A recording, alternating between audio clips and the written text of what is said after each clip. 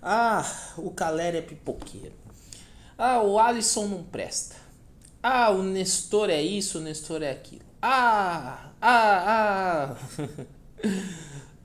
verdade é uma só, gente. O São Paulo está a um passo de conquistar o seu maior título da década, um dos maiores títulos de sua história e principalmente de ganhar um título inédito, coisa que ele, se é inédito, obviamente não conquistou, né? Eu estou me contradizendo no vídeo. A verdade é essa. E eu queria destacar aqui, eu não vou fazer análise do jogo de ontem, mas eu queria destacar algumas coisas. Primeiro, eu como São Paulino, eu assisto muita live do Arnaldo Tirone, essas coisas. Quando o São Paulo perdeu pro Inter, eu fiquei revoltado. Falei, meu, o São Paulo não pode perder pro Inter desse jeito, cara. O segundo tempo do São Paulo foi uma piada de mau gosto. Esse é um ponto.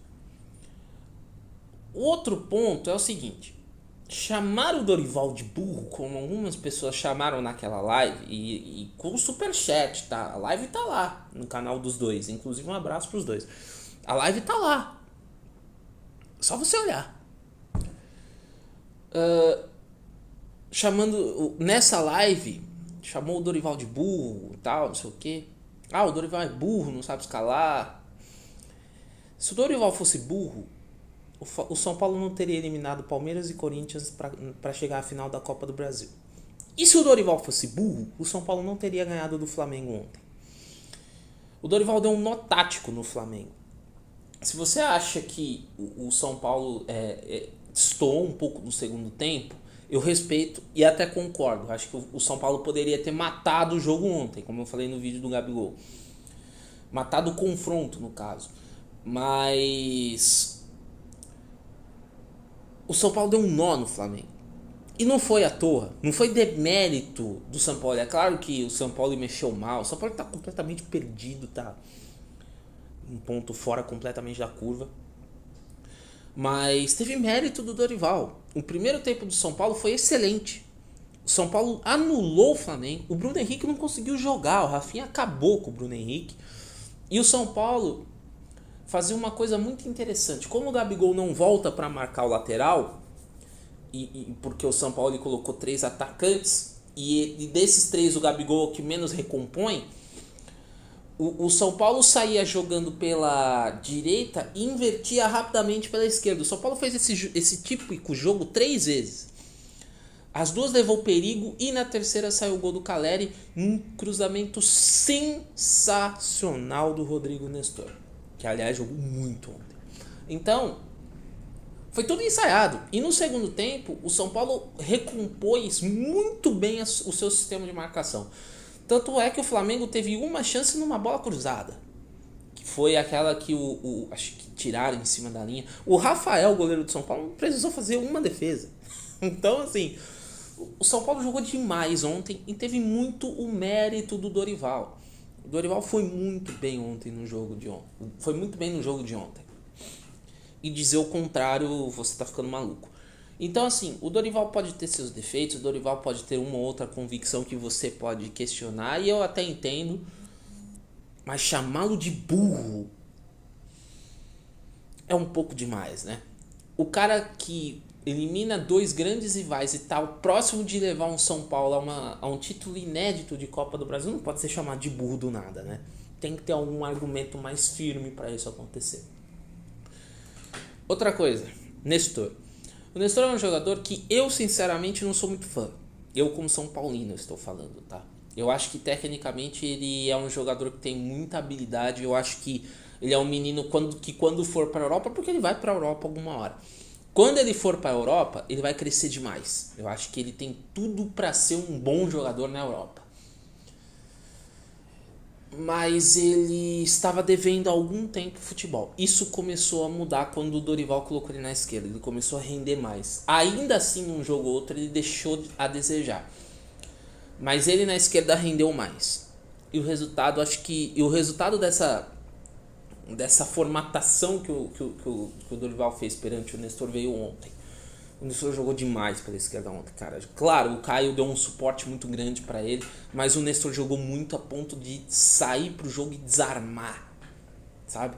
Uma coisa que o Nestor, eu nunca imaginei ver o Nestor fazer, que era desarmar. Ele, quando jogava de volante no São Paulo, tinha uma raiva imensa, porque ele não conseguia marcar ninguém. Ele ficava perdido na hora da recomposição. Na esquerda, ele encontrou seu espaço. Por quê? Porque ele tem um bom passe, ele tem um bom posicionamento, ele tem um bom cruzamento e ele consegue ter uma boa leitura de jogo ali por aquele lado. Então eu acho que o Dorival encontrou o Rodrigo Nestor ali naquele lado. Assim como o Dorival fez, como o Alisson. O Alisson, para quem não se lembra, ele ficou 4, 5 meses fora do São Paulo, lá no início do campeonato, por conta de um problema pessoal grave que ele teve. E o Alisson, para muita gente, era um jogador inútil, um jogador comum, para muito São Paulino, inclusive para mim. Mas hoje, ele é peça-chave, cara. Você não consegue escalar o São Paulo sem o Alisson no meio de campo. Não dá certo. O Alisson se tornou um jogador fundamental para o time do São Paulo. Eu nunca imaginei na minha vida que eu ia dizer isso. O Alisson se tornou um jogador fundamental para a vida do São Paulo. E acho que isso é muito importante porque mostra que o Dorival, mais uma vez, não é burro. O Dorival não é burro, gente. O Dorival sabe o que está fazendo. Repito, tem convicções erradas, tem uma coisinha ou outra, tem a questão da queda de desempenho em muitos clubes que ele passa, e isso é histórico dele, mas ele não é burro, cara. Ele não é burro. E para encerrar, eu queria falar do Caleri aqui. O Caleri foi muito cobrado pelo torcedor por ser pipoqueiro. Eu não acho o Caleri pipoqueiro, porque você pega os números dele em jogo grande. O Caleri tem bons números, tá? Com a camisa do São Paulo. Em jogo grande, em jogo... Não importa. O Caleri em clássico, por exemplo, ele tem bons números contra o Corinthians, bons números contra o Palmeiras. Isso não sou eu que tô falando. É os números que dizem isso. É só você dar uma olhada na internet e você vai saber do que eu tô falando. Mas realmente, na final da Sula, por exemplo, o Caleri não jogou bem. Inclusive perdeu um gol, que ele chuta o chão e cai.